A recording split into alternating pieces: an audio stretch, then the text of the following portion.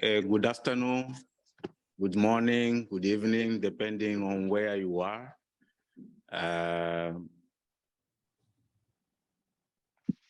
We are ready to start. The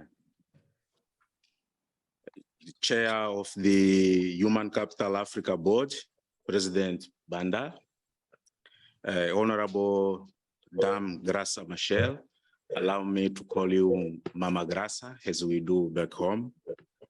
Excellencies and esteemed guests, good morning, good afternoon, good evening again. I welcome you all to Human Capital Africa's panel discussion at the sidelines of the Transforming Education Summit, pre-summit in this case. And I would like to thank Dr. Obi for inviting me. It's such a privilege to be facilitating this session. My name is Armando Ali. I'm from People's Action for Learning, a partner organization that works with Human Capital Africa, and I'm very honored to be here to facilitate this conversation. As we all know, this pre-summit is a key event leading to Transforming Education Summit in September. And I would say that it's not just a look to the event in September, but it's also a look to beyond September, what needs to be done to ensure that our children can read. And we will be focusing on trying to show the problem, but also discussing and exploring possible solutions to that problem. We are joined today by very esteemed guests, including President Banda, Dame Graça Machel, the Minister of Education from Malawi and Senegal, the Governor of Anambra State in Nigeria, and Director of Policy and Planning from Sierra Leone.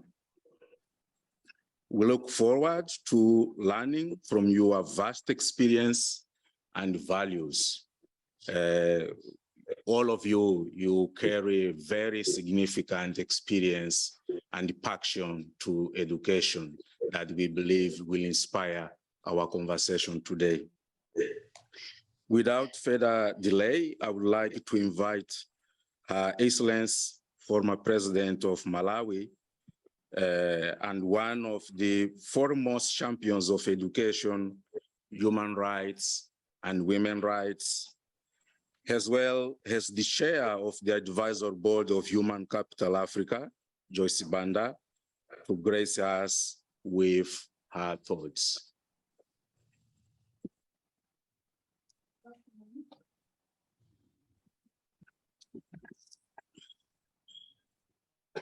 Dame Graça Machel. Why don't you call me sister? Oh, sister, Graça Machel.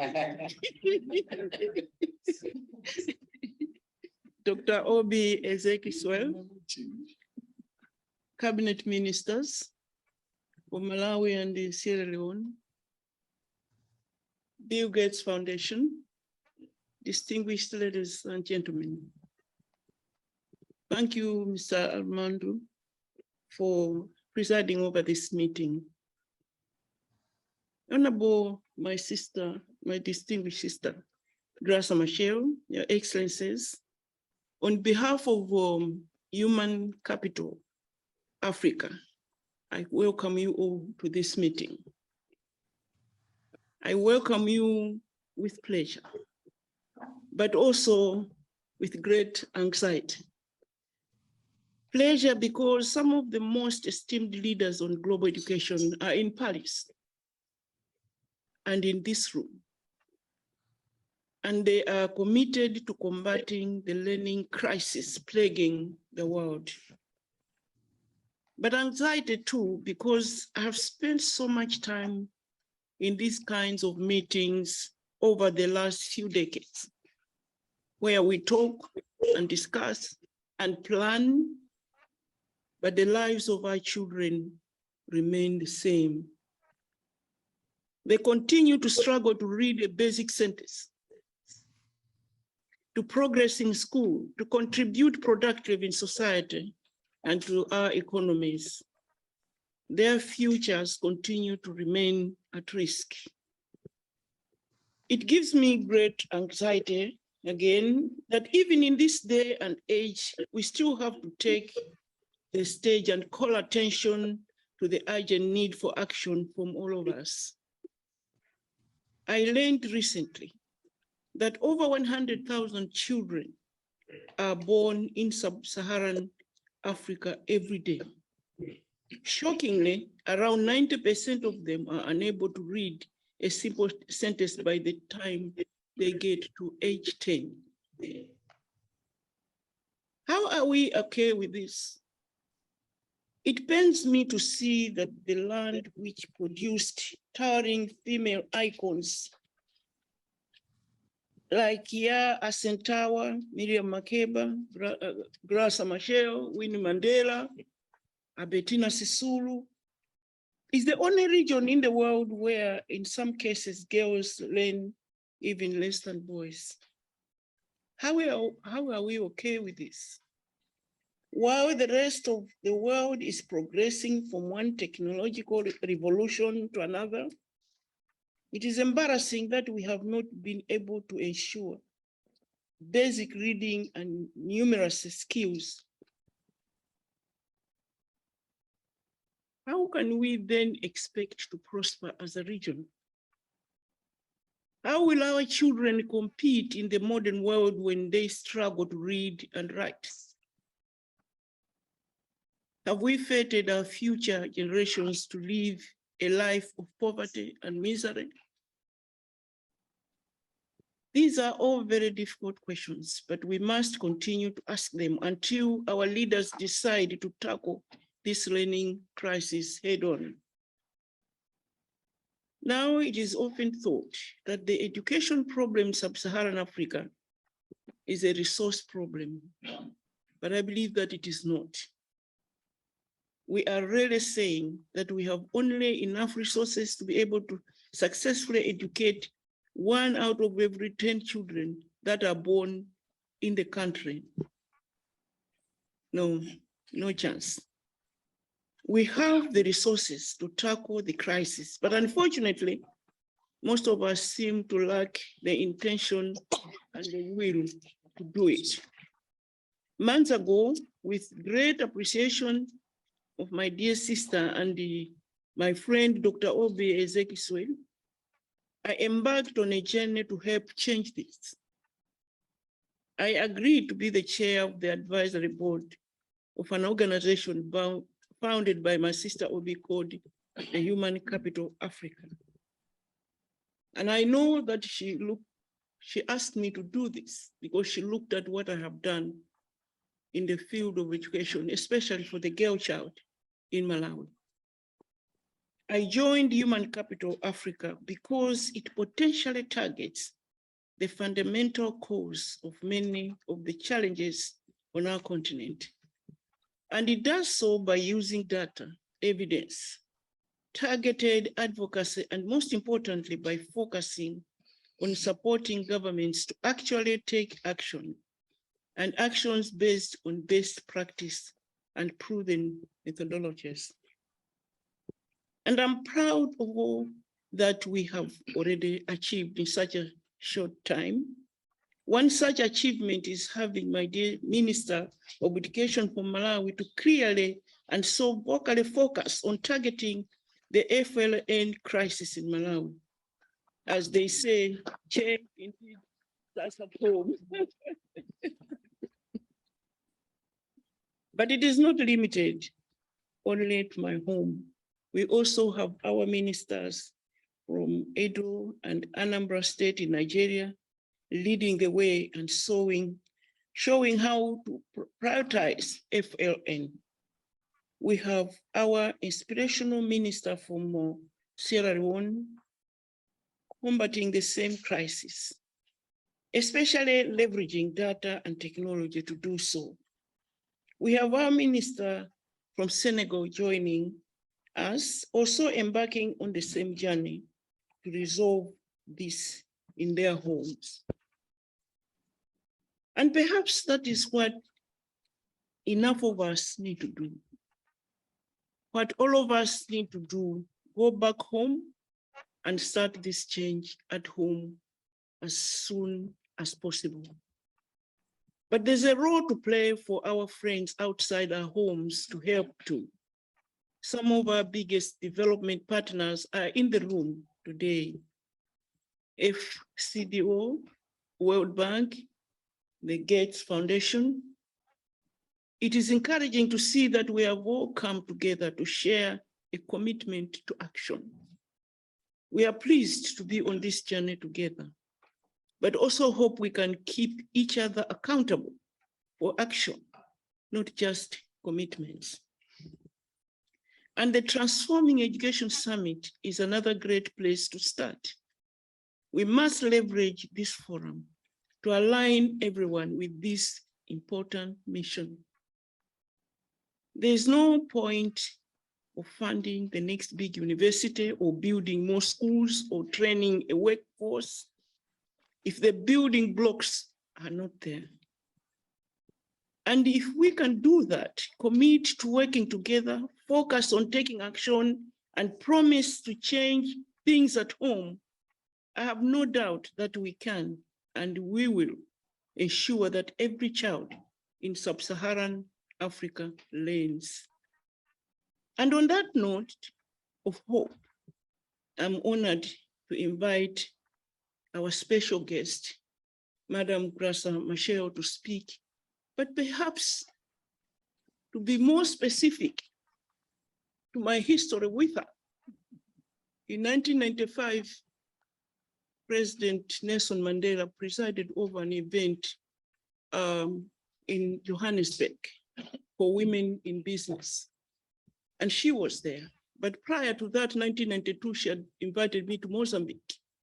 And one thing that I took out of that meeting, she titled it, Strengthening Civil Society.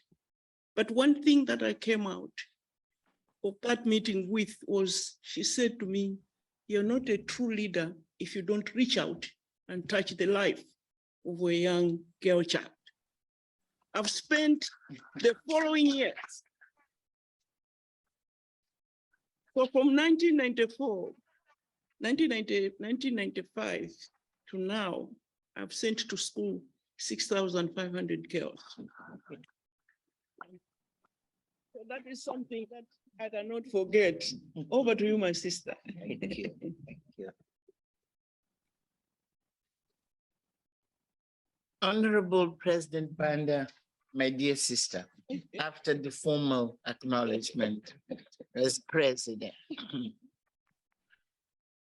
thank you for inviting me to this critically important gathering and for your kind words. Good afternoon, Excellencies and distinguished guests.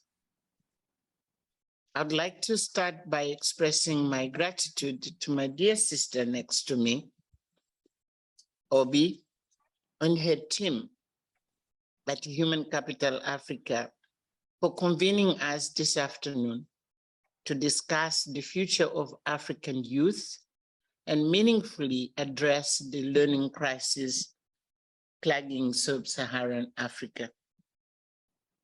As President Banda has highlighted for us, the breadth of learning crisis is devastating, and it is well known. Before the COVID-19 pandemic hit, sub-Saharan Africa had the dishonorable distinction of the highest rate of children not learning, with 9 out of 10 children between 6 to 14 years not meeting minimum proficiency levels in reading and mathematics. Equally as frightening, and perhaps even more alarming, however, is that the depth and the consequences of this crisis are often unacknowledged and impossible to accurately quantify. It is well documented that the learning crisis undermines sustainable growth and poverty reduction, and is a major contribution to human capital deficits. This equation is a deadly one, but one that is taken far too lightly at our own peril. The results of our apathy and lack of action to improve our education system and invest in better academic outcomes will be felt for decades to come. Quite clearly, we are condemning the African continent to be even worse off in 20 years' time than it is now. Africa's children are being handicapped, and we are setting up the next generations for catastrophe. There will be never escape from the entrapment of intergenerational cycle of poverty where Africa finds itself now, nor the ability to contribute our full talents to advance our societies or compete on a global stage should we continue on this path of self-destruction. This is a failure of monumental proportions.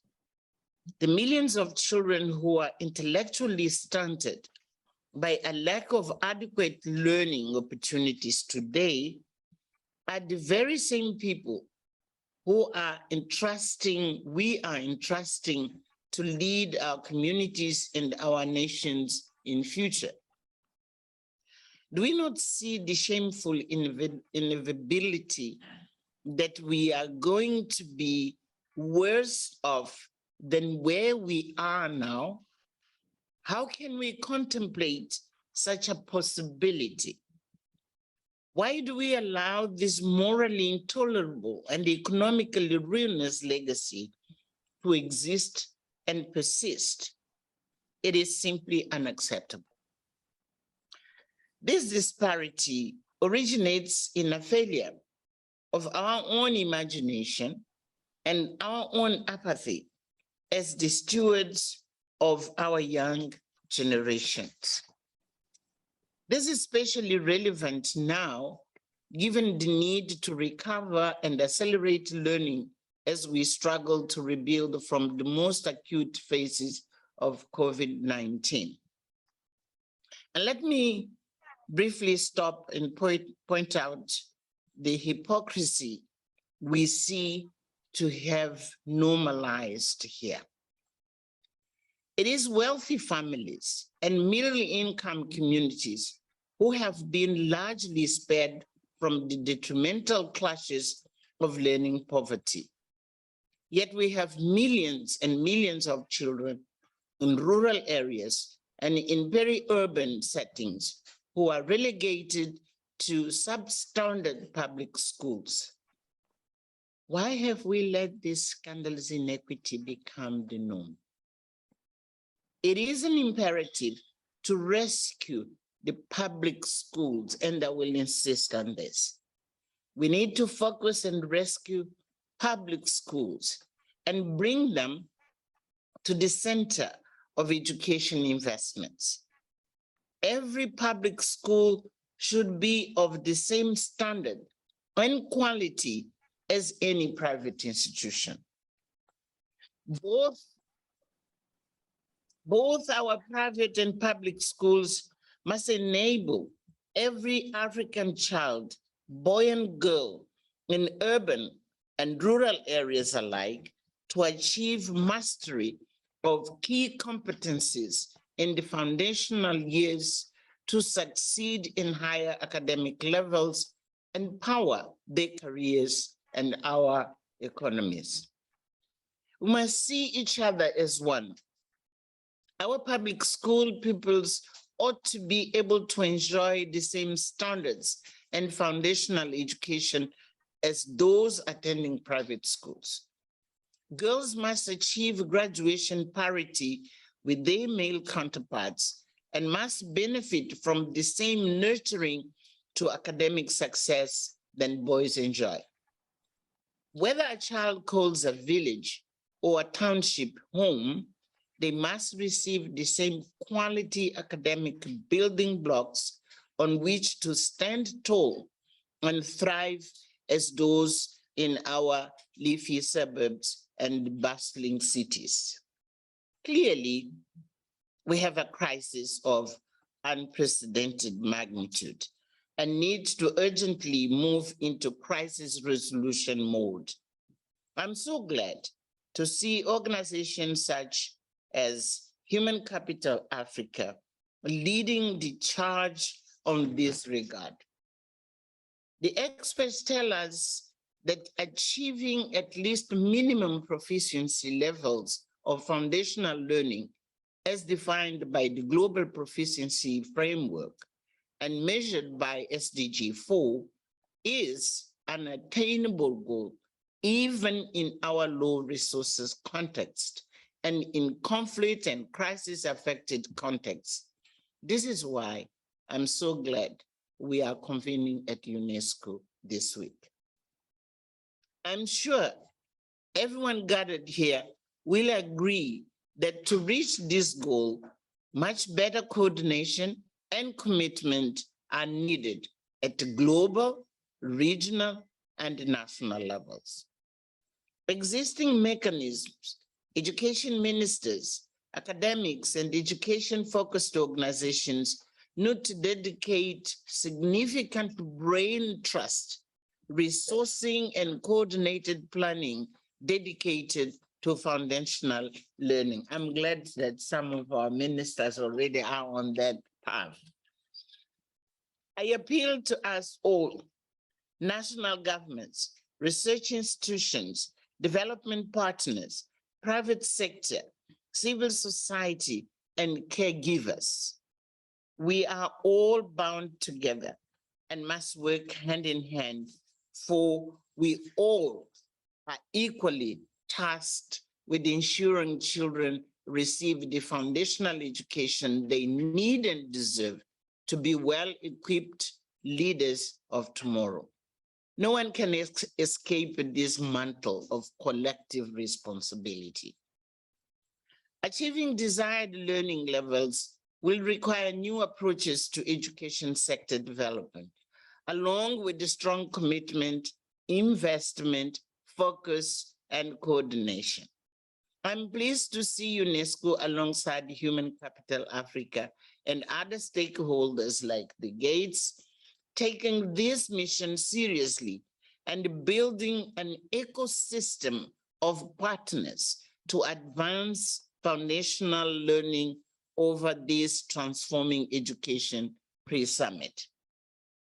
A monumental injection of resourcing to improve teachers' training, and I will say it, teachers' training and quality of instruction, including digital teaching, and I will insist, including digital teaching and learning, is desperately needed. Otherwise, our children in 50 years' time, they will be left behind if we don't catch up exactly with well-trained teachers, but also digital learning so that they can equip themselves and to compete in the global arena. There's no overcoming the learning crisis without upskilling and improving the quality of teachers and ensuring they are well remunerated and valued. Without a stellar teacher workforce, we will not have the results we seek, especially in our public schools. We live in times of plenty. We have the resources necessary. We have the knowledge, innovation, and technology which allow us to reach every child everywhere. Development countries invest billions upon billions of dollars in military, diplomatic, and humanitarian efforts to promote democracy. On a daily basis, We are witnessing massive financial muscle being exercised in the blink of an eye. Yet, the levels of investment required for foundational learning is nowhere the same magnitude, no speed of delivery. Certainly, there can be no better way to promote democracy than to invest heavily in the millions and millions of young minds which are eager to be ignited. There's no justification whatsoever for this movement of transformation to fail. Education has always been a subject very close to my heart. I have been closely affiliated with education nearly all my life, be it in the capacity of the First Minister of Education in Mozambique in the mid-70s through late 80s, or establishing with some of my sisters at the time, the Forum for African Women Educationalists in the 90s. So I can say in all humility that there is no excuse for us today. With all decision-making power at our disposal and all the resources we own, both nationally and globally, and have stewardship over, we have no reason not to provide a solid foundation to each child on the African continent. I have seen firsthand the impact of education can create on how it empowers people. And let me be personal here. I myself come from a very poor village and am the last born child of a widowed mother who brought up 6 children on her own. The best gift our mother gave us was the gift of education.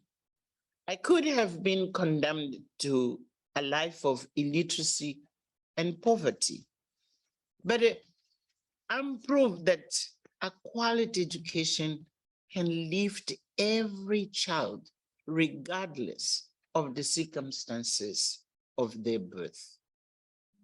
I'm endorsing President Banda's appeal and call upon African leaders to firstly acknowledge the magnitude of the challenge we face, and in partnership with development partners, take immediate, and I'm saying immediate, we need to see change as from next year, 2023. Immediate actions to make sure that we offer our children a fair chance of succeeding in this world. Mine is not just a diplomatic appeal or a polite request. It is my cry of desperation. Bold action is required now. And as an activist, as I am, I agree, Sisi. We have to knock at the door of every president, yes, every minister of finance, every minister of education, every institutions of research, and simply make it clear that history will judge us very severely if we fail in this. And because of that, the lives of our children are at stake. So is the fate of our continent.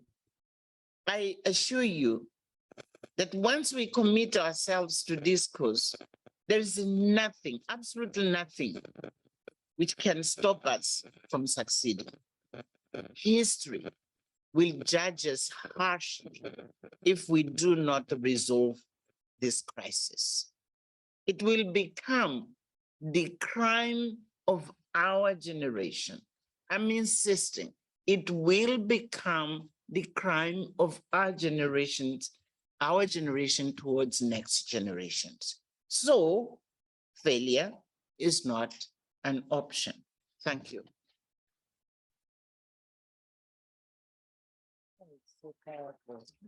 And the liver is usually in the way they will be used. Thank you very, very much for those powerful and touching words from both President Banda and Mama Grasa. I'm 100% sure that you have touched our hearts, and I hope it will also touch the hearts of everyone who is following, not only this meeting, but who is part of this cause of ensuring that all children can read and do basic maths. I would say that your speech, both President Banda and Mama Grasa, is not only a reminder of the crisis, but a call for action. And you have said it very clearly. We need to commit to ensure that all children in Africa can read and do basic maths. And I thank you very much for this.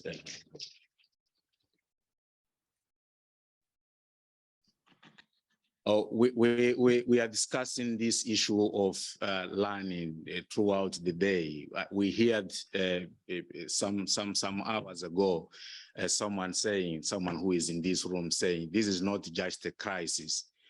We are almost moving into a big clash, a disaster, if we don't act now.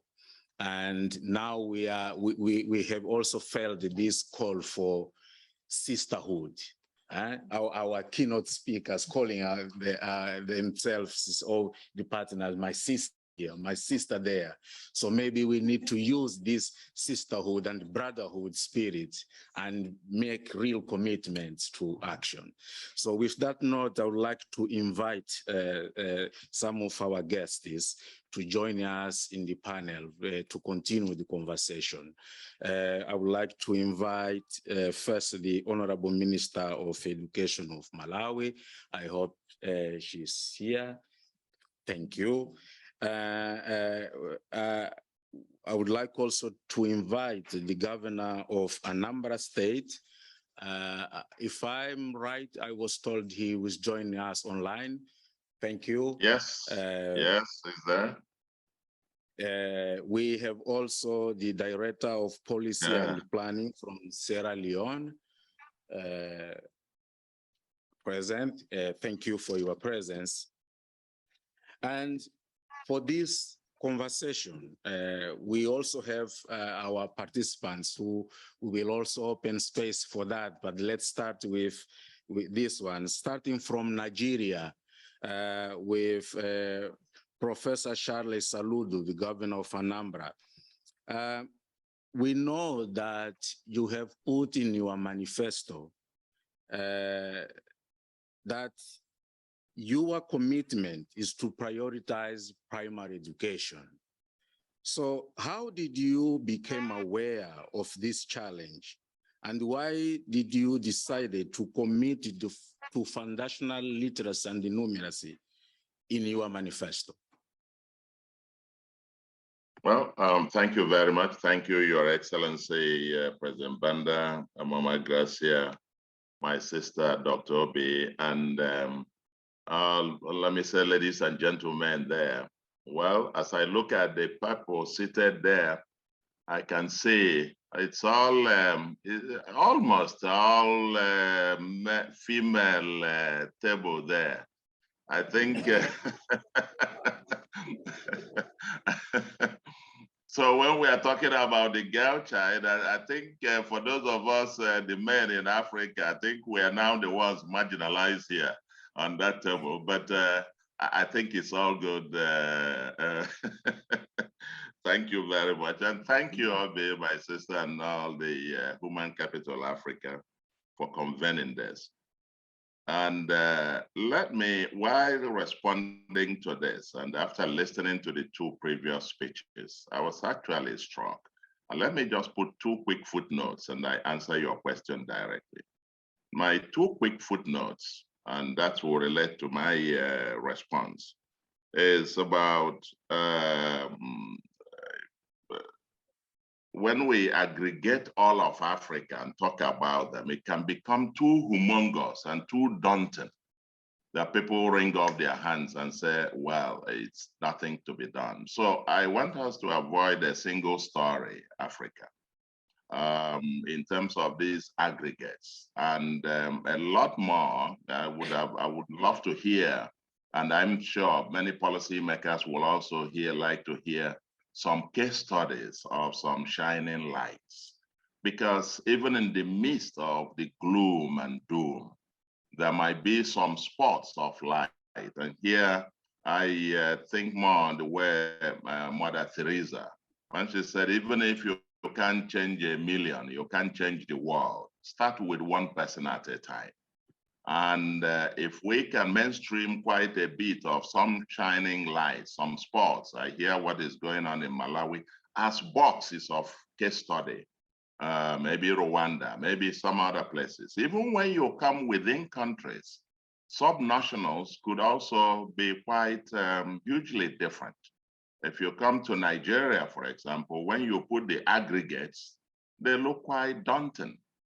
But I mean, when you disaggregate again, the state where Dr. Obie Ezekwesili comes from, which happens to be mine, indeed, in the place, women constitute 97% of the teachers in primary school, and about 89% of the teachers in secondary schools. More than 50% of the children in school happen to be the girl child. Majority, it is the boys that actually just flipping it the other way, that happen to be the endangered species in my own state, for example.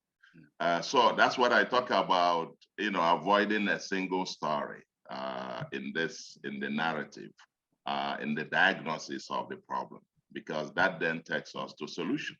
Now, how I came about it, well, I would say 2, 3 factors. First is, you can guess I am by occupation. My previous life remains my life, a teacher myself.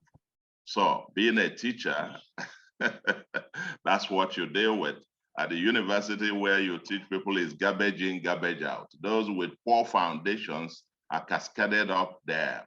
And so when we say that about 60% of the graduates from schools, high schools, universities, and so on are unemployable, you can go back again to the foundation, because a 1,000-story building with a poor foundation can only collapse, obviously. So it's quite intuitive that the foundation is there. It's also personal to me, listening to Mama Grace's own story. My primary school was quite, even in those days, very, very solid. In fact, part of the paradoxes of Africa is that that's the only continent whose future seems to be, more glorious than its present, so to speak. We attended schools where the children and the poor and the rich attended the same schools, taught by the same teachers.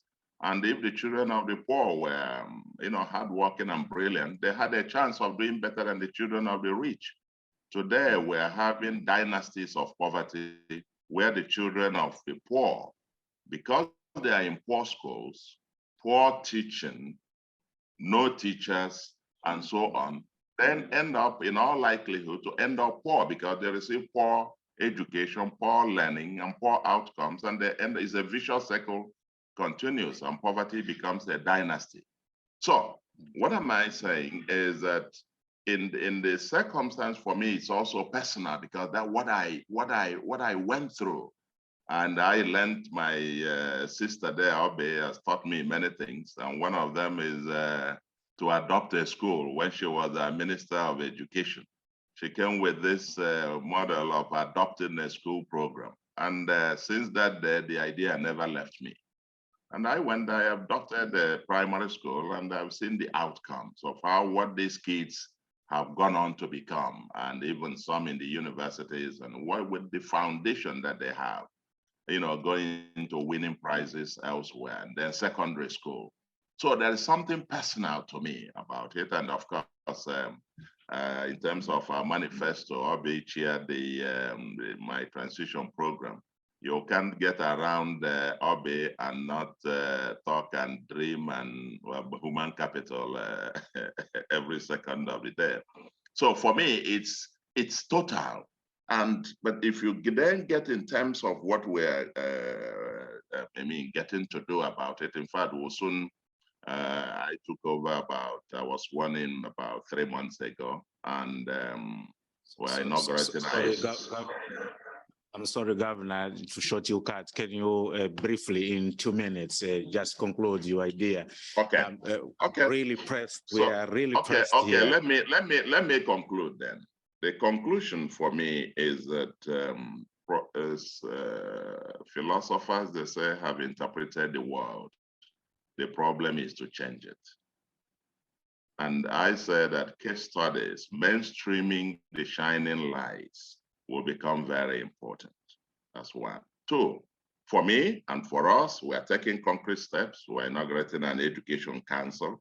We're reviewing the curricula to be in tune with best practices, because our vision for our education system is to produce human capital that happen to be productive at home and exportable abroad, especially in a post-oil world of the fourth industrial revolution.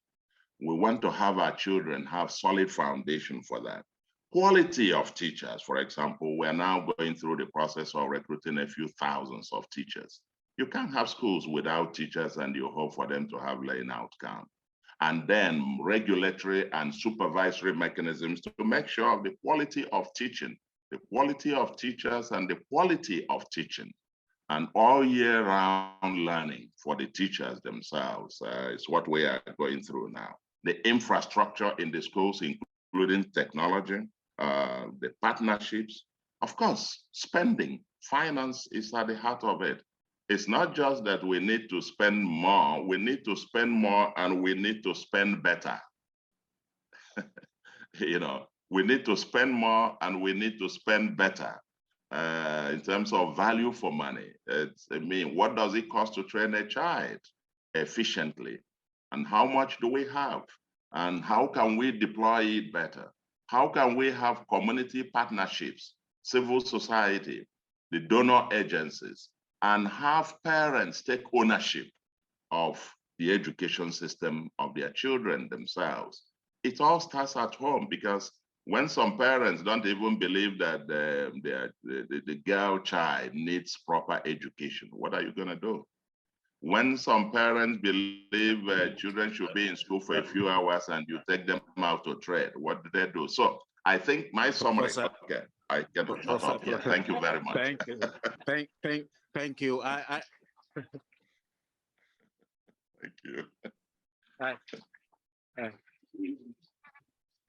I thought that Dr. Obi was my friend, but now I doubt, since she gave me this task to moderate a so captivating section with people who are really passionate about this. So, but we thank you very much for your intervention, Professor Salud. Let's go to Malawi. We know that Malawi is clear and vocal example of country that is focusing on foundational literacy and numeracy. And I found this name very complicated. Let's say focusing on reading and doing basic maths for people to understand what we are talking about. Honorable Minister, could you tell us what motivated you to do so? Thank you very much. That's a very key question, especially coming after the very passionate championing of education as a route to everything, and in education, foundational skills as being the basis for all education. So in Malawi last year, we adopted Malawi 2063, which is a long-term vision where we are saying as Malawians, and let me say, Malawi is 3/4 youth. and 0 to 15 is the largest segment, and girls are in the majority. So when my president, I'm sorry I just launched into it because I thought I better get my time while observing, lovingly observing the protocols to my beloved president and Madam Graça Machel and Dr. Obi, not forgetting the World Bank and the Gates Foundation and so on, and FCDO and everybody else. We at Malawi 2063, which is that by 2063, we as a country want to be an inclusively wealthy upper middle income country. That does not happen when you have 90% net enrollment at secondary school, but when they get to the final year of primary, only 52% complete. That does not happen when you have only 15% of your youth that ought to be in secondary school, which means 85 out of every 100 is not in a classroom, not learning, not anywhere near education. You cannot achieve that. And that does not happen definitely when you have less than 1% of your youth patronizing tertiary education. So when we analyzed why is it so that we have these statistics, we find that one single biggest reason is what happens at the foundational level. Now, there's a lot of reasons why at foundational level we fail to do it. And so we have decided, and I personally, as a Minister of Education, looking at what Malawi is aspiring to do by 2063, and looking at where we are, I thought, my God, this is a big task. But then again, I thought again that with role models such as our former president, and our president is passionate about education himself, being an academic, and the young people in Malawi raring to go, we, the older generation, are holding them back. Because as far as young people are concerned, they can't see what's stopping us from giving them the education. That's where myself and my very brilliant permanent secretary, who is sitting in the room with us, come in, because we sit on banks of data that we collect and collect and collect, which is never analyzed. So Malawians do not know the real story behind education. So we've started to say, we have 8 reform areas. Number 1 reform area is evidence-informed decisions and policy making. Among other things, what that means is we must look at where are schools most needed, because we've found that we're not doing well in foundational skills. Not doing well means that the 90% that come to school in standards 1, 2, 3, and 4 of an 8-year cycle eventually leave school, such that only 52% continue and complete rather, and out of that, the girls do the worst, and girls with disabilities are even worse. So we are saying, what is it that gets them to run away? It is the overcrowding in classrooms.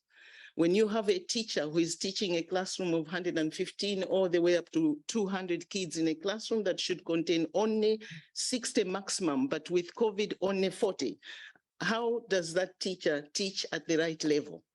How will that teacher connect with every learner? They will not. It's not humanly possible. So we are saying resources to bring more schools, and then you also find distances that our girls have to walk, our boys have to walk to school, mean that they'll walk for some time. The parents realize the value of education in Malawi, because 90% net enrollment is a statement of the value that Malawians place on education. The responsibility on the shoulders of the Minister of Education, supported by my permanent secretary. That's what it is about. But the system fails them because there's not enough space. Children give up, girls give up, boys give up, because they have to walk such long distances, up to 30 kilometers, sometimes more, one way to school. So we feel that we need to focus on foundational skills, and in focusing on foundational skills, by the way, I was fortunate to have been incorporated at the Harvard School, and I chose foundational skills, achieving that, or helping to lay the foundations for foundational skills to be achieved in my country as my legacy goal as a minister. And under that, what we're saying is,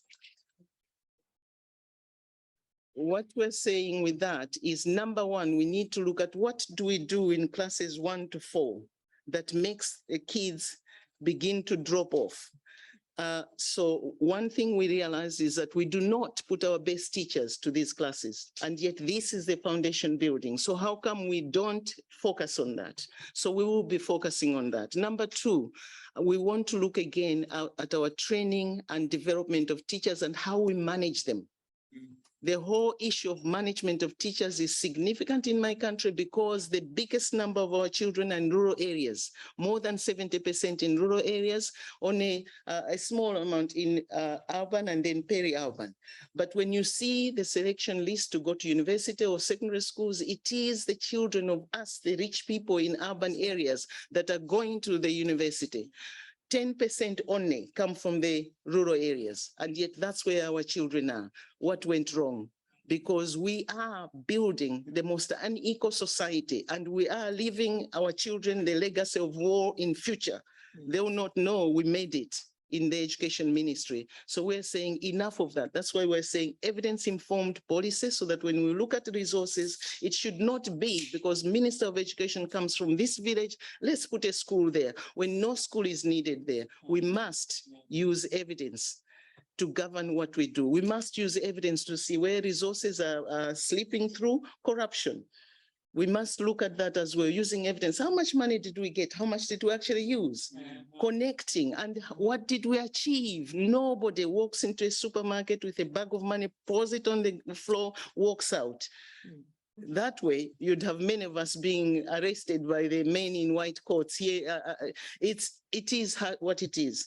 So we are saying, let's look at the teachers. Number three, we're saying, let's look at the curriculum. This year, we're going to do a massive review of the curriculum because Malawians believe that the curriculum we have is not meeting the needs of Malawi that wants to be an inclusively wealthy, upper middle income country by 2063. But to some extent, they are right. To another extent, they're not right. Part of what has been happening is our curriculum is not all bad, but we've never had enough resources to fully resource the whole curriculum. We have a good basis for teaching science subjects, but we've never had enough money to put a laboratory in every rural school, to put a library in every rural school. How can teachers teach? Only last year in October, November, or rather, yeah, October, we were able, for the first time, I went around the country to distribute a science textbook for every secondary school learner. The 15%, mind, it's not the 100% that are in schools. The 15%, we've never managed to have a textbook for every learner. We did, and then Cyclone Anna came and swept away some of those books. In an age when man sends people to space, we in Malawi, as Minister of Education with my PS there, standing up and saying, we did it. Every child has a textbook in their hands for science in an age when we're saying education is the root, and within education, science subjects are absolutely key. How can you teach? How can we expect our teachers to teach without teachers' guides, without textbooks? And then lo and behold, Cyclone Anna comes and sweeps away some of those books. And before we'd even got up from Cyclone Anna, Cyclone Gombe came and took away a fair bit of it, destroying what we were building. From there, we're saying we're also— Can I ask you just one? Two, yeah. I'll finalize. There's only 2 of the 5 things that we're doing. The fourth one is we're saying we cannot teach children who are malnourished, undernourished. So we're looking to extend and expand our school feeding program. It's been on the cards since 2007. Malawi government adopted universal school feeding, but up to this point, we're only at 40%. Now, our children are suffering. Partly the foundational skills are affected because they sit in class, they're hungry, they're malnourished. Nobody learns when they're in that state. Number 5, we're saying, I've already said we do not have enough classrooms. Primary school, we have half the classrooms we need. We need about 90,000, we only have 47,000 at 90% enrollment. So even the well-meaning teachers, how can they teach such full classrooms? So we're saying for us, investment in infrastructure massively is not an optional extra. It is part of ensuring foundational skills. And finally, digitalization.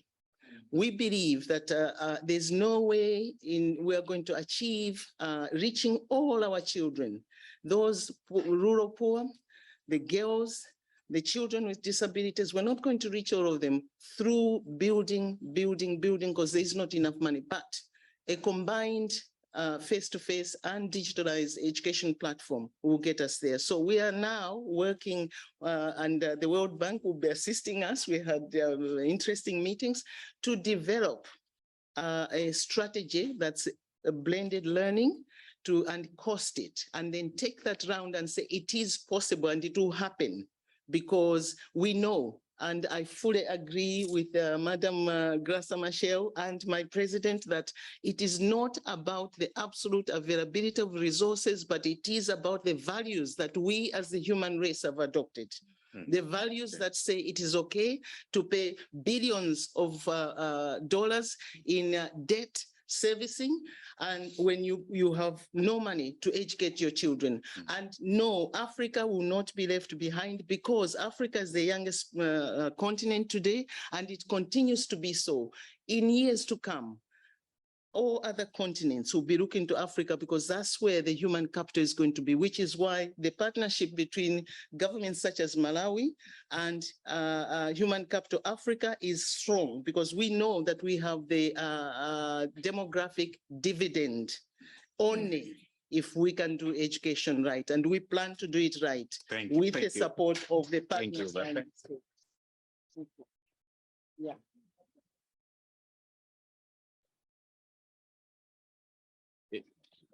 Thank you very much. It was really powerful and inciting. That it reminds me of the word of political commitment that we have been discussing also during this day.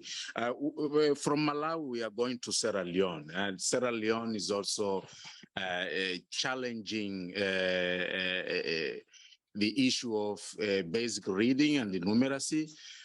Can you share with us what is working, what is not working in Sierra Leone?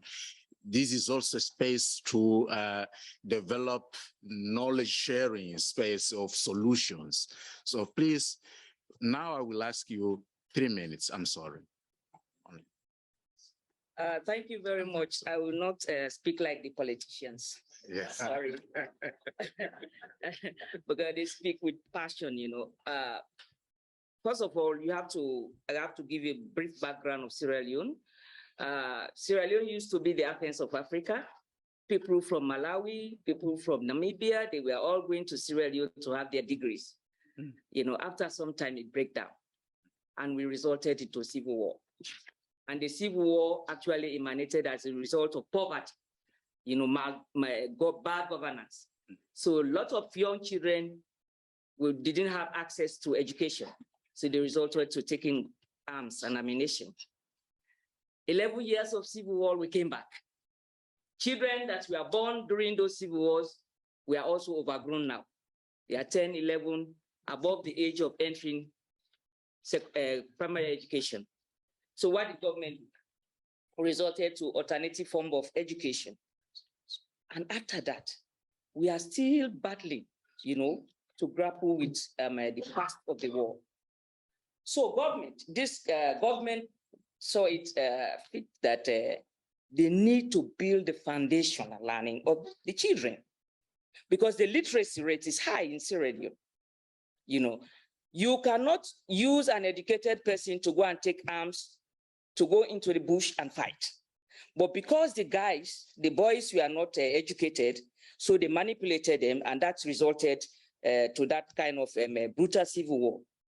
Now, coming to the foundational learning, government thought it fit that we need to build the foundation of the children right from birth.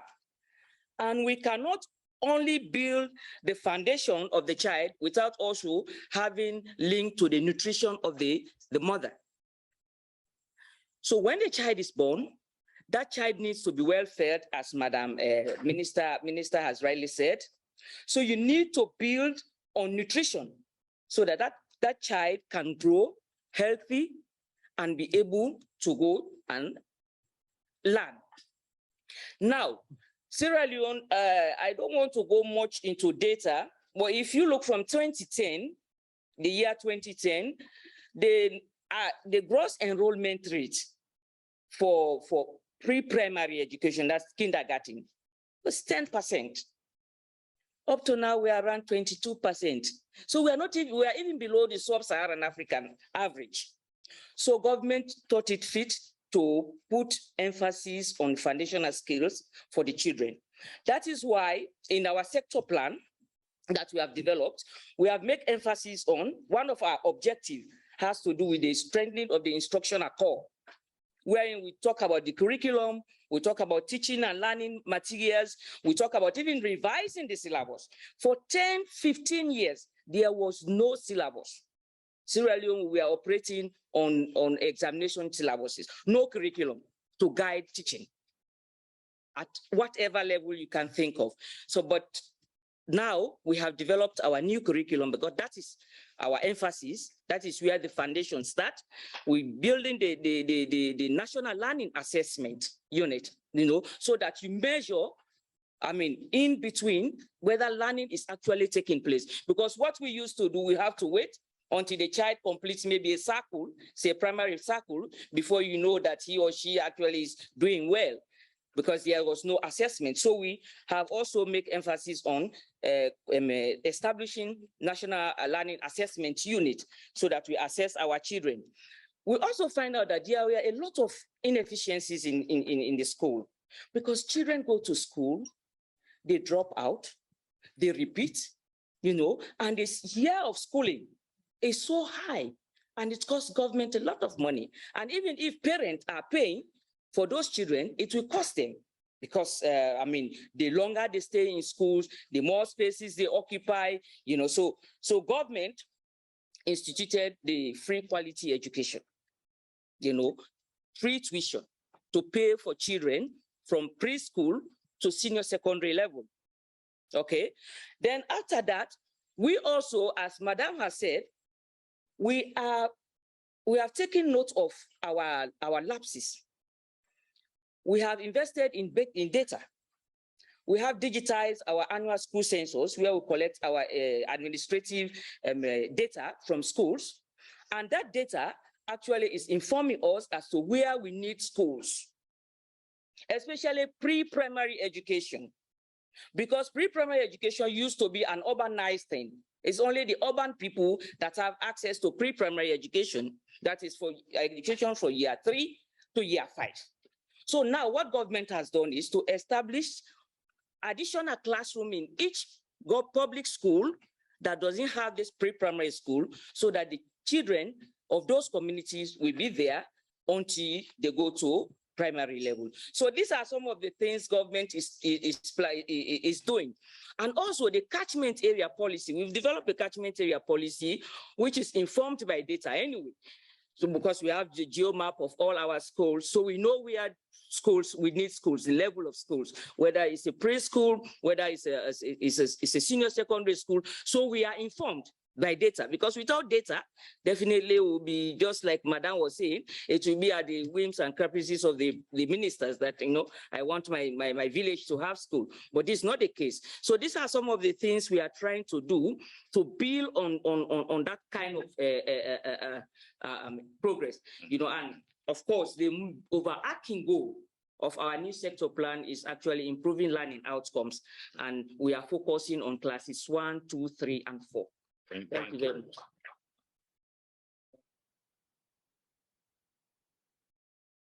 Among our friends here, we do have also representatives from the FCDO.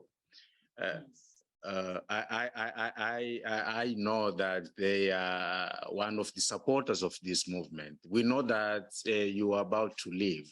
I just wanted to know if, before you leave, if you would like to share some thoughts. And please welcome. That's extremely kind of you. Thank you. My name's Judith Herbertson. I'm the head of girls' education at the FCDO, the UK's Foreign Commonwealth and Development Office. Thank you. It's been utterly inspiring. I was just feeling how rude it was to arrive late and then look as I was going to leave early. But to hear from you, I mean, such eminent speakers, and to hear the stories and the innovations and the approaches that you're taking in terms of prioritizing foundational learning, it's just brought it to life for me. I've lived overseas, I've traveled overseas, I've seen lots of what we're doing, but really to hear what you're doing to secure these positive changes for children and the countries is a real revelation for us. I think we know the evidence is clear to recover learning losses in the wake of COVID-19, and be that about malnourishment, about girls who have dropped out of school, girls that have been married, boys that have lost their way and no longer see the relevance of education, and genuinely working to get SDG 4 back on track. We need to focus on equipping all children, wherever they are, but particularly the most marginalised, those living furthest from the urban centres, those who are disabled, those who have fallen into yet another form of crisis, be that Ukraine, Yemen, Syria, Afghanistan, the Horn of Africa. I don't need to list them. To get them equipped with the fundamental foundational skills. And as you said, that's learning to read, learning to do basic maths, learning how to learn. It's not more complicated than that, but to open up the doors for the rest of education is really the key to the future. And in the UK, we remain really steadfast in wanting to work with national partners, national leaders, to get more children into school, to keep them safe and keep them learning what they need to learn, and particularly for the girls. And this includes working on supporting the collection and aggregation of more and better data, so we know how far they've fallen behind, what they need to learn, and what success looks like. Through financing the multilaterals, such as the Global Partnership for Education and Education Cannot Wait, so that we reach those children living in the most remote and challenging of circumstances. And also through delivering individual programs. I mean, one example for us is the Improving Gender Attitudes, Transition and Education Outcomes project in Zimbabwe, which has been delivered through our flagship Girls Education Challenge, something we've been running for 10 years now at a cost of something over £500 million across 19 countries, but where countries themselves can say, this is what we need. Can you support us with expertise and some funding? And then we learn what success looks like. And this has been improving literacy, numeracy, and the community learning circles established in country during COVID. And we in the UK are also guided by, and I know some of you have heard this before, the 2 SDG 4 milestones that we agreed last year with the G7 to try to bring people together rather than fragment, around getting 40 million more girls into school and 20 million more girls reading by the age of 10 in the next 4 years. So a kind of staging post to SDG 4 to see if we can learn what works, what success looks like, to equip children so that they can go on for the 12 years of quality education we know they need. And I'm in awe of the incredible efforts that are going on to make sure every child everywhere can receive a quality education. And I hope that we'll all get a chance to look at the commitment to action on foundational learning that was presented earlier today by the Minister of Education in Niger, to see how we can join hands rather than work separately, and to learn from each other and set our ambition really high for those who can't yet change their own futures. So thank you for letting me speak. It's been inspirational.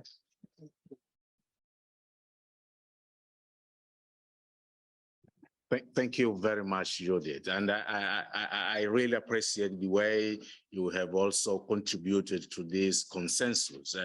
It's really rare to see that we are building a consensus together without controversies.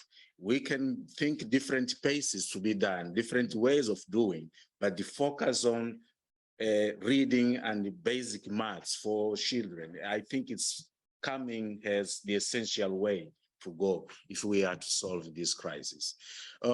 Thank you very much again. I would like to open to the audience also, and I will start inviting our friend Ben Paper Benjamin, you have been working in many programs and trying to work on scalable solutions to improve learning. From your experience, what countries must do now, immediately, to combat this learning crisis? Thank you so much, Your Excellency, Madam President, Honorable Gracia Michelle, Dr. Obi.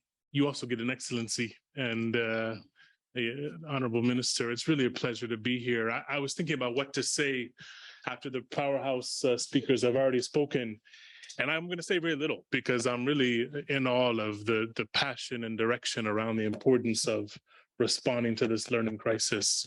The only thing I can say is to point to the two things I know, which are research and instruction in sub-Saharan Africa.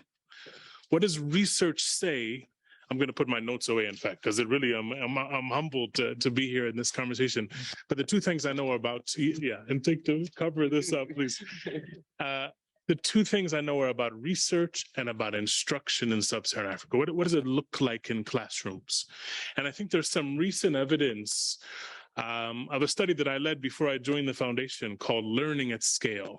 And the task of that study was to identify highly effective but large-scale programs across the world. And 5 of those programs were found in sub-Saharan Africa, ranging from Senegal to Ghana to northern Nigeria, to Kenya and Tanzania. Those are the 5 sub-Saharan African countries that were identified in that study. And those programs show that it is possible to change the quality of teaching in a normal rural school with a normal teacher in sub-Saharan Africa, not just in a few schools. I heard Honorable Michelle said, it's not just a few schools, it's the national level. These programs were large scale or national. And so the sorts of design of programs that were able to move instruction in those were 3. Number 1, structured pedagogy. So these are programs that are organized to help teachers who have limited resources to teach significantly better. We don't need them to improve by 10%. We need to improve by 60%. Better teaching. So those programs, the teacher had lesson plans, as I heard said already. Those programs, the students had books. Those programs, the science books we talked about, but focused on lower primary. The students had books. Teachers had support from an instructional coach, like in Malawi, Peya, who was coming to the school. And those programs had good training for those teachers, the skills that those teachers needed. So that's one that these studies have shown is effective. A second is to target instruction at the level of the child, so that you're making sure, as the Madam President has said, if 90% of children aren't learning, then we need to make sure that we're not targeting to the 10% who are learning at the level they're supposed to. We're making sure that all of them do, so that you're targeting instruction at the level of the child. And the third, and I'll close with this, is integrated remediation to help kids who are behind to catch up. I promise you, the kids who are behind are not behind because they're not talented. Right? They're behind because we as a system, me as a system actor who's focused on international education, because I failed. So I need to make sure that they're not left behind, that I have remediation programs that are designed to support them. So I'll close. Evidence suggests from research and instruction that there are programs that exist already. The challenge is pulling those programs to countries that don't have them, and in countries that do have them, scaling them up so that they make sure they work at a national level. Thank you very much.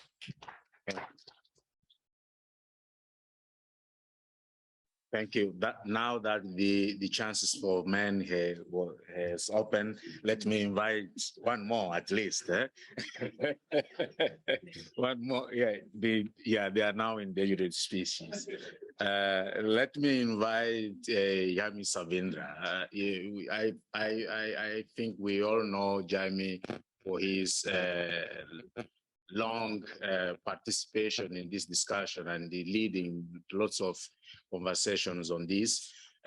Jaime is leading the education program at World Bank, but he was a minister of education himself. So we have people who have been working on this, and who understand the challenges of translating policy into action, translating priorities into budgets and implementation. So from your experience, Jaime, are there any reflections that you would like to share with the ministers of education who are here, the leaders who are here, on how to embark on this journey? Well, thank you very much for the opportunity. I'm really humbled to be here in a super distinguished panel. Now it's even less left for me to say after Ben, the ministers, and the global leaders that we have here. But let me start reflecting on something that actually Minister Agnes Nyalonje said, which was, I mean, children will not understand why we're not able to give them the service that they deserve. Right? It's just, they will not get it. Why is that just not happening? It's very difficult to explain them. And we need, let me start with a reflection that comes from my country regarding what you're saying, right? That is, and why in the previous session we were saying the time is now. We really need to move today. In Peru, we were implementing a program of full-time secondary education, because secondary education still was two or triple shifts, right, in order to accommodate all students. And so we were implementing this full-time program. It was well rolled out, and I was visiting many of these schools, and I was asking these young children, so how do you like this full-time secondary? Will stay more hours in secondary? I mean, maybe some young children will say, well, who likes to stay more hours in school, right? But actually, no, the answer was very positive. All children would say, well, it's great. We have better material. I mean, the schools are better equipped. We have more time with our teachers and with our friends. But then one young kid from the last year of secondary, he raised his hand in a kind of cynical way. And he said, yes, this is fine, but I'm in the last year of secondary. I'm leaving. So this is fine for the kids who are just starting secondary now. I am leaving. For me, you came too late. And I didn't have an answer for him. We came too late. He was already 17. His secondary years were gone. And there was no way we could turn back time. Right? And actually, that's the challenge that we don't understand sometimes. And sometimes we say, well, change in education takes time. Right? Yes, but for perspective of the student, of the parents, well, why would I care about your bureaucratic, statement that change takes time, right? So actually, it is really urgent, and then that allows me then to have this reflection about what are the constraints, right? And sometimes we say, well, it's because we don't have resources, or we don't have enough money. Yeah, of course, yeah, we need more resources. But then I'll go to the other point that the minister was saying, that Minister Agnes was saying, is like, well, but what happens if the minister puts a school in the village because it was her village or his village, right? And actually, we see just too much of that, right? In terms of hiring bureaucrats or hiring teachers from a political perspective and not from in a meritocratic way. So if that's happening, then that's a very inefficient use of resources, and it's a waste of resources independently of how rich or how poor is the country. Right? So actually, we see a lot of those inefficiencies because of political meddling in terms of technical decisions, right? Even in countries who need to really use their scarce resources.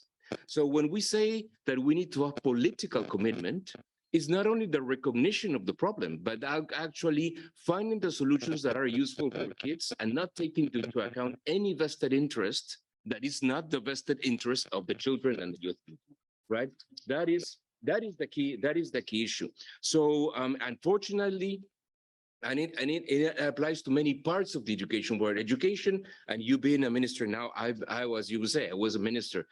The Minister of Education is very difficult to manage because the Ministry of Education buys everything, right? You buy from soccer balls to teacher salaries, to schools, to books, to computers.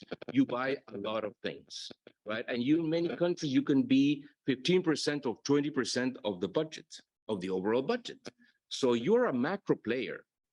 You're a macro player, and actually, I mean, you buy a lot of things, so there are a lot of people that are interested, right, in those resources, right? So you really need to take decisions without taking into account the interests of the suppliers, of the textbooks vendors, of the unions, of the suppliers of private education. None of those matter. They are key players, yes, but all their actions have to be according to the interest and well-being of children. So actually, the first binding constraint for reform sometimes is the political decision, right? And making sure that we take into account only the technical design on the technical issues in order to take decisions. Now, going to the technical design. So is that then the other binding constraint? Maybe the politics is solved, but we don't know what to do. Well, that's not true. Because, and Ben has just given the examples. Yes, we know that there are some things that might work, right? So it's not like, Jesus, this is an intractable problem. We really don't know how to solve it. No, we really know how to deliver good education in one school. The big challenge, however, is that it's not to deliver it in one school. You need to deliver it in thousands of schools, literally in thousands of schools, simultaneously and now. Right. So that leads to our the final point that I wanted to make as a constraint, that is material capacity, right? That everything that Ben was mentioning that are successful programs, the challenge is that they have to be implemented in many, many, many schools with hundreds or millions of teachers at the same time, right? And that's not a pedagogical challenge only. That's a managerial and administrative problem. It's a logistical problem, right? So that requires then ministers of education to have very capable bureaucracies that can deliver that, right? It's not only very capable people who are experts on pedagogy. No, you need all the disciplines. Yeah. Right? You need the software programmers, you need the lawyers, you need the engineers, you need the experts on public administration. If you don't have all those multidisciplinary teams that are of very high quality, it's going to be very difficult then to do these things at scale, right? And again, right? Sometimes it's not an issue of money. It's an issue of hiring the right bureaucrats and hiring meritocratically and never politically, right? So. Nothing of what we're saying is easy. No, it's not easy. It is complicated, but it is doable, right? And has to be done now because that's what our children and young people deserve. Thank you very much.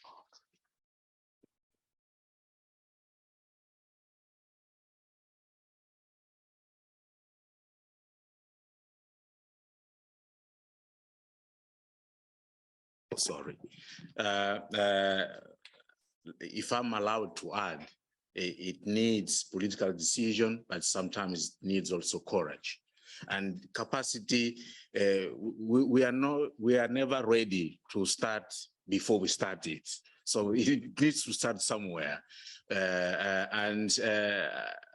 Before I hand over to Dr. Obi, I would like to invite our colleagues from UNICEF. I know we have here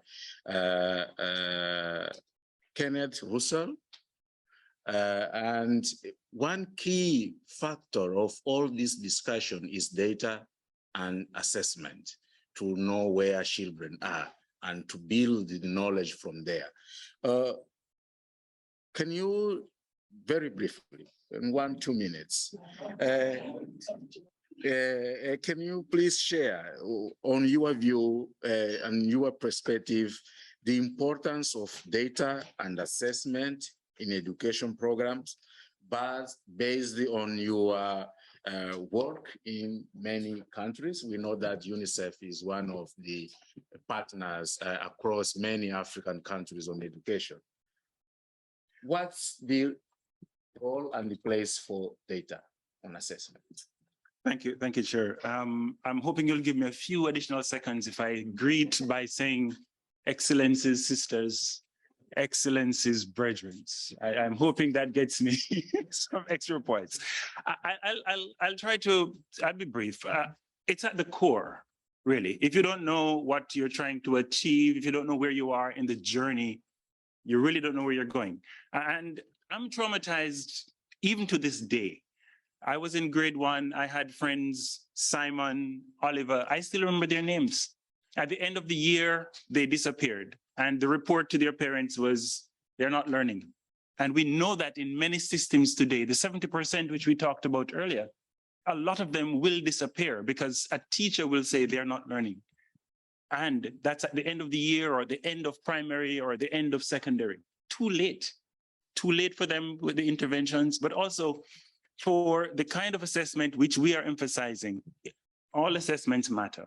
But if we're talking about assessments that will support learning, we need assessments in the classroom, teachers-led, teacher-led, school-led, formative, and some of us refer to it as teacher-informed assessment. That's the core. So my friend Simon, the teachers wouldn't discover or wouldn't report at the end of the year that the child isn't learning without knowing 3 months in, 6 months in, 9 months in, and providing the support. So when you talk about, Ben spoke about integrating remedial programs, at the core of that is knowing how that child is performing and supporting that child. Teaching the child at his or her learning level requires you to know what's happening and to support them.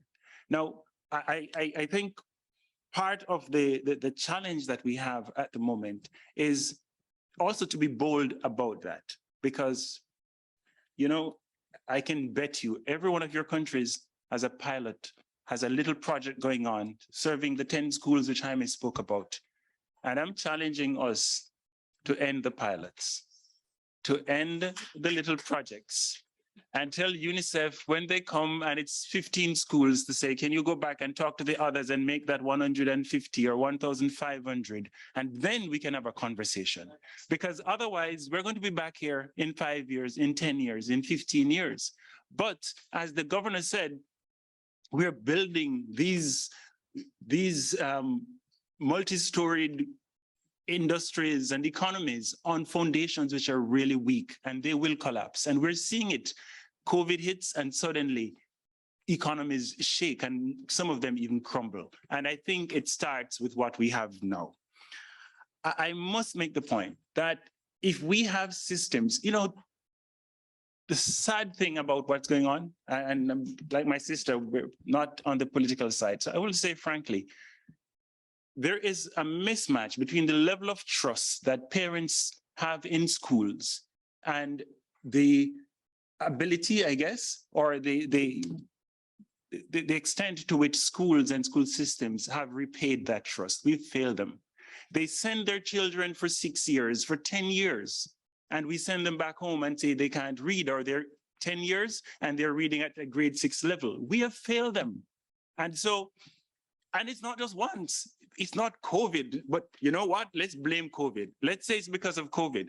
But before COVID, 57% of children, 6 of every children in a classroom not able to read, 6 of every 10, year after year, and we accept that as okay. I'm saying to you that if we're assessing children on an ongoing basis and engaging parents in that process and helping the teachers, supporting the teachers to teach the children at their learning levels, we'd be in a very different place. So assessment, it's core to what we're talking about. And now if we're talking about recovering, essential. And some of the work, just to mention quickly, some work around the Learning Data Compact, which is a partnership with most of the usual suspects, Gates Foundation, FCDO, World Bank, UNICEF, etc. A part of that is to say to systems, you need to change, or you need to look at how you're using, how you're collecting data, and create a culture that is driven and led by data, one that is not just a season where you do an assessment and so on, right? So it becomes a part of how you function on an ongoing basis. And I think that's work that is at the scale and the level which we should be talking a bit more about in order to help countries as they recover. Mr. Chair, I yield. Thank you. Thank you.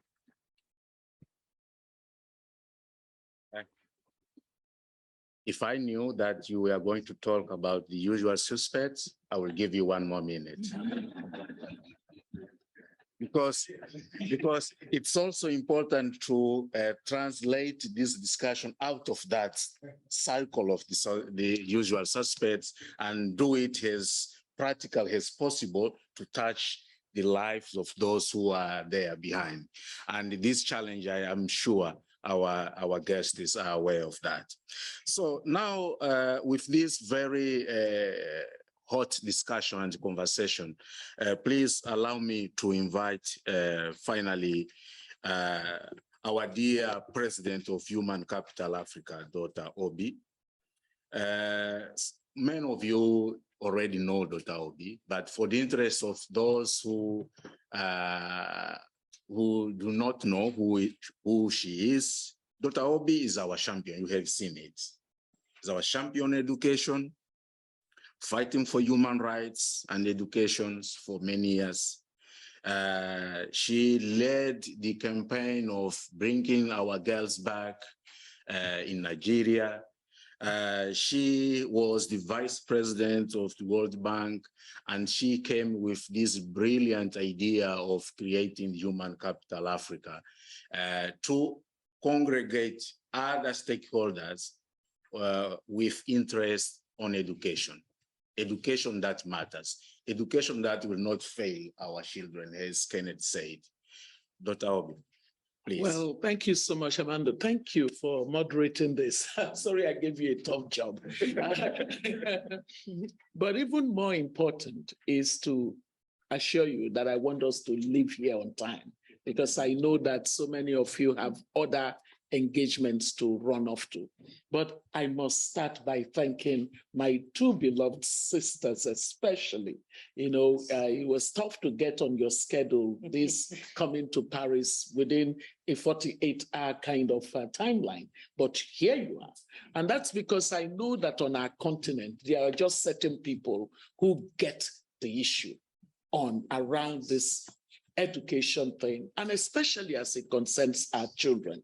So I'm making away with my prepared speech, and I'm simply saying that between the two of you, you already did the most important thing, which is to put the voice behind the emergency that we're dealing with. This is no longer a crisis. We're at an emergency level. And when you have an emergency, you don't have the time to, be tentative. My father always said that there are certain levels of problem you have. You can no longer engage in tranquilizing drug of gradualism. You just simply have to operate at scale. To know that we're dealing with some 70 million children who are not learning and not learning to read early grade level, and to actually do some basic numeracy activities in mathematics, we should all be so saddened by it. And so for me, it's an emergency. And we're gathered to be able to coordinate our voices and say to the world, this is an emergency. We need to address it. And on the journey to the summit in September in New York, we have to be coherently consistent in the messaging that we're giving to the world. This is not the time for us to let go of the kind of political action that we need on this. Political leadership, policy leadership, so critical. And so the salience of our advocacy is that they must take this as their business. Now, why is it important for us to get these political leaders and policy leaders to do this? Because there are many priorities on our continent. Oh my God, all you need to do is to ask a president, what priorities do you have? They would give you 10 priorities. But what we're now saying is that education, when you talk of it as a priority, there is a priority within priority. And the priority within priority requires a sequential prioritization of the foundation that is cracked.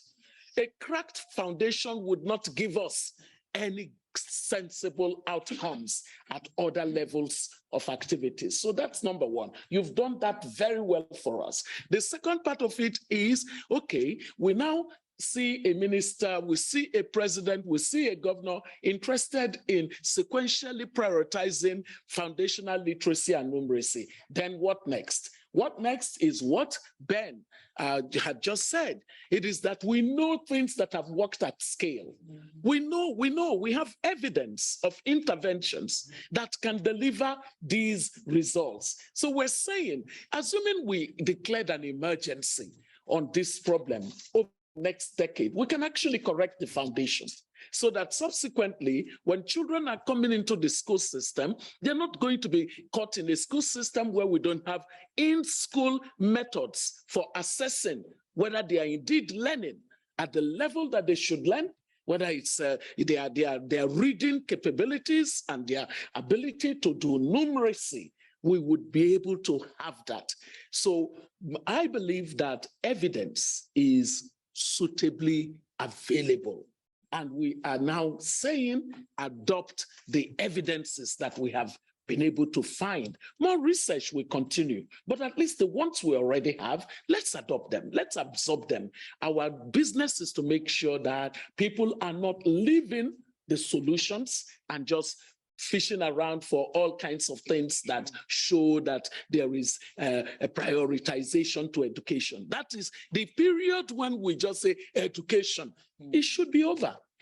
Evidence is pointing us to where we would get the best outcomes. If we can fix foundational learning, we'll get better outcomes in what we're doing concerning technical and vocational, because that seems to be the thing everybody is now saying. But who is going to be technically and vocationally competent if they cannot read simple things meaningfully? We need children to read with meaning.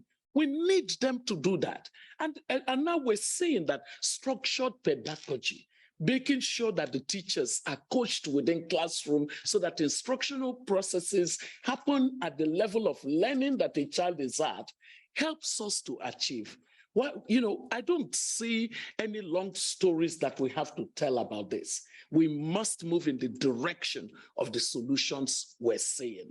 And, I believe that teachers are not just important because they are a critical part of the solution, but teachers must get a sense that we're actually supporting them. Yes. We dump on teachers a lot, right? But it is now time for us to see that sometimes even the most well-meaning teacher has not been given the kind of coaching, has not been given the kind of resourcing to enable them to help the children to learn. We're seeing that through research. So teachers must be part of this journey. We have to direct attention to teachers, not just as a way of saying, be accountable for the failures of the children, but it's also to say, we will support you in the way that you can help the children learn better. So there is not too much to say beyond a lot of what you have all said. And I think that this marriage of the technical, the political, the demand side, the supply side, the marriage of the donor, the development partners, the operators in domestic environment, the marriage of all of us, because indeed it does take a village to raise a child. And there is no reason why in 2022, we should be facing the shame, where we cannot face the children and say, we give it our best shot. As we get ready for September summit in New York, I think that we should all be charged up for saying that foundational literacy and numeracy, we can solve it. There's no need sitting on the problem. I thank you so very much for honoring our invitation. God bless you all. Thank you so much. Thank you, Fuki. Thank you. Thank you. Thank you so much. Thank you. Thank you to our online participants. Thank you so much. We appreciate you, Mr. Governor, the governor of my state. Thank you so much. I want to be able to come home. Oh, no. We have your home set for you. We have your home set. Thank you. Thank you Thank so you, much. thank you, to thank the you. team. Thank you to my Thank team. you. You know, it's amazing. Ahmed, thank you. I want to really thank our friends from the Gates Foundation, Asia. Thank you so very much. Easy, thank you. Thank you to all of you. Thank you to our partners from all over. God bless you all and have a great summer. Thank you. Thanks to you for convening us. Thank you, thank you, thank you, thank you, thank you. Thank you. Thank you, thank you, Yes. thank you, thank you.